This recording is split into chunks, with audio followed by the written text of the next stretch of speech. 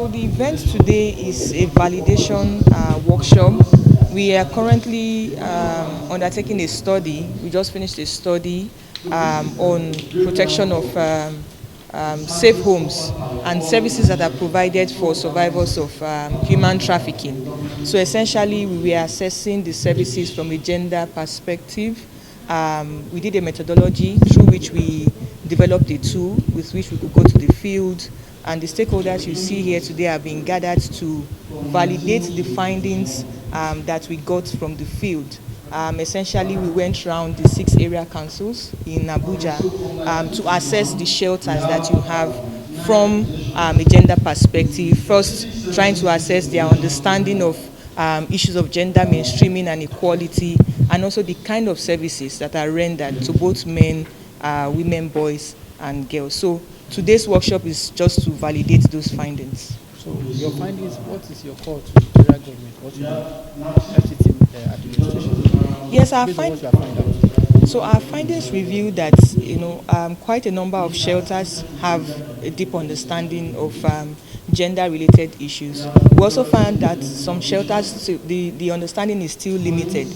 Our call will be to NAPTIP and to providers of such services that when we talk about services that are provided to survivors of human trafficking, it has to be responsive to the needs of those who come into their shelters. So the government, that is through NAPTIP, also has to make its own shelters to also be more responsive. They are doing quite a lot.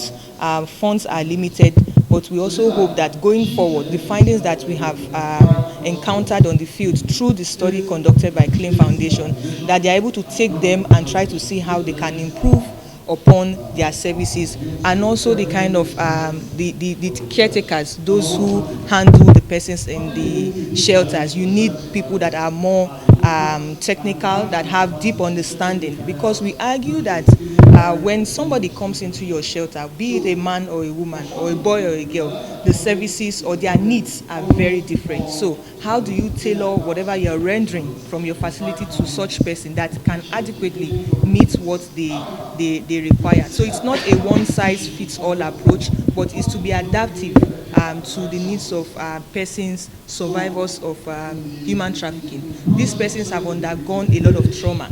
Being brought back, I'm sure we see videos and media reports of persons that are brought back via Libya or even from Italy and other parts of Europe. They have gone through a lot of trauma.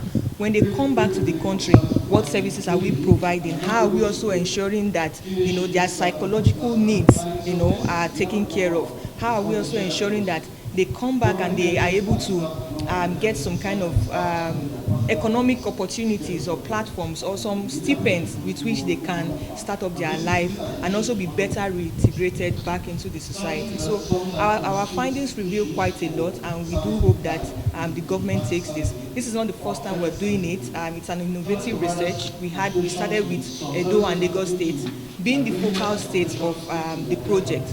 The success of those interventions, NAPTIP reached out to us because they are our core partner. They reached out to us to say, we want you to do a similar thing for the FCT, and that is what you see we are doing today, validating the outcomes of our findings, our research in Abuja. So our project is focused specifically on the prevention of human trafficking for women and girls.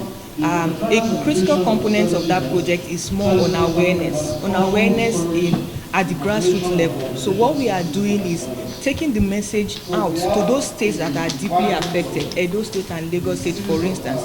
That is not to say that other states are not having a similar issue.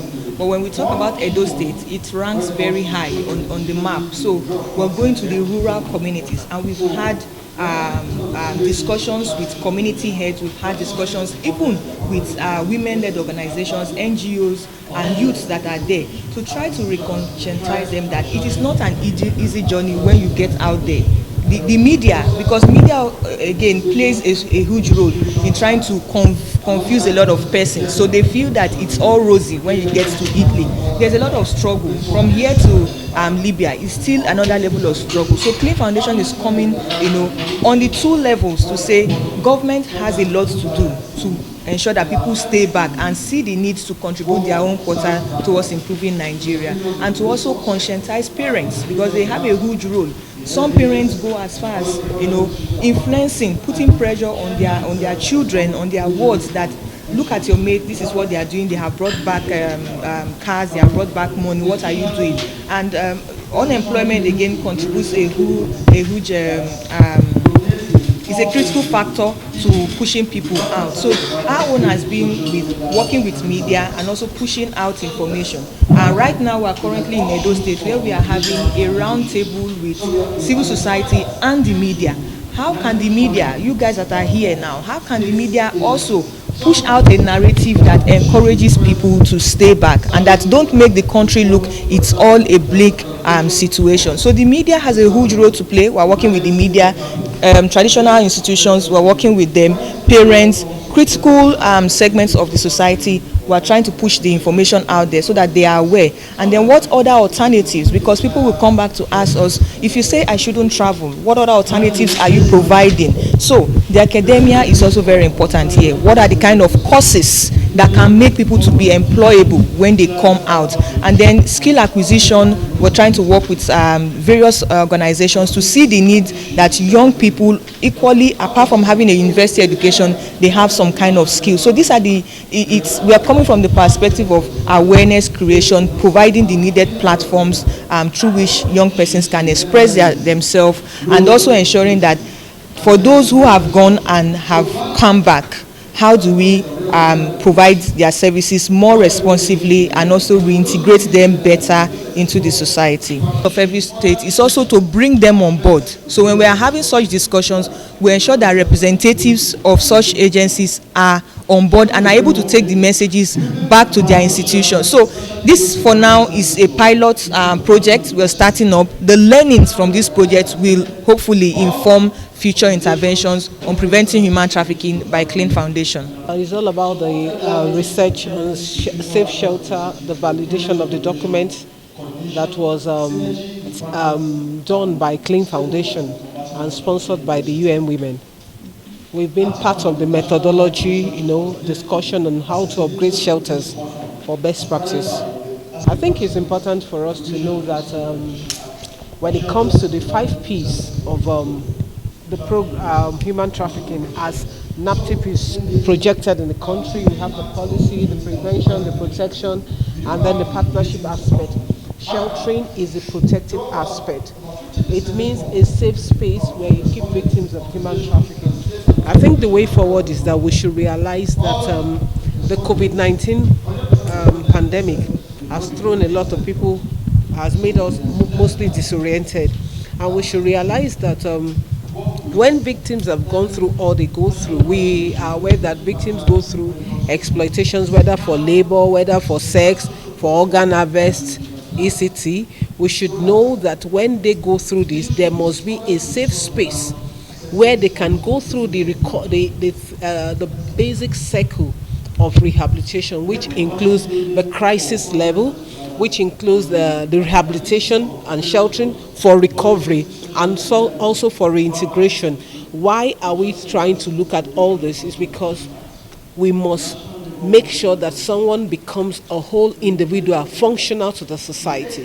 If not because of human trafficking, and if not because of the exploitative experiences they went through, they wouldn't have had need to be in the shelter in the first instance. And we know that for best practice, children are not meant to live in shelters. They are meant to live in families and homes. So if there is a need for a person to be in the shelter must be safe, and safe in the real sense of it. Thank you. Partner under the project Preventing Forced Migration and Trafficking of Women and Girls in Nigeria, supported by the government of Italy, to prevent and eradicate trafficking in persons, especially in Edo and Lagos states. As Ruth has correctly said, this project has already delivered 4 reports, and the gender audit exercise has been conducted in both target states. We especially welcome and thank again NAPTIP for requesting to extend this important exercise also in the Federal Capital Territory, which aims basically to address gaps where they are and also inform policies. So we welcome you today for the validation, and please, we really want to hear from you, have feedbacks, and give you full ownership of that in order to ensure that gender approaches and sensitivities ensure for within safe homes and frontline service providers. The agency was established in 2003 with a mandate to rescue, rehabilitate and reintegrate victims of human trafficking and all vulnerable victims of human trafficking. So far, since the establishment over 17 years ago, the agency has been able to fulfill its mandate in this regard. Over 16,000 victims have been rescued and over 12,000 have been empowered.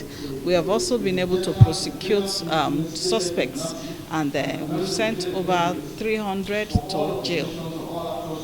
Well, NAPTIP being a very relevant organization to the Trafficking in Persons Law 2015, we know that we have children, and then the fact that there are also people that may feel they have been marginalized, such as some sects, maybe the male genders.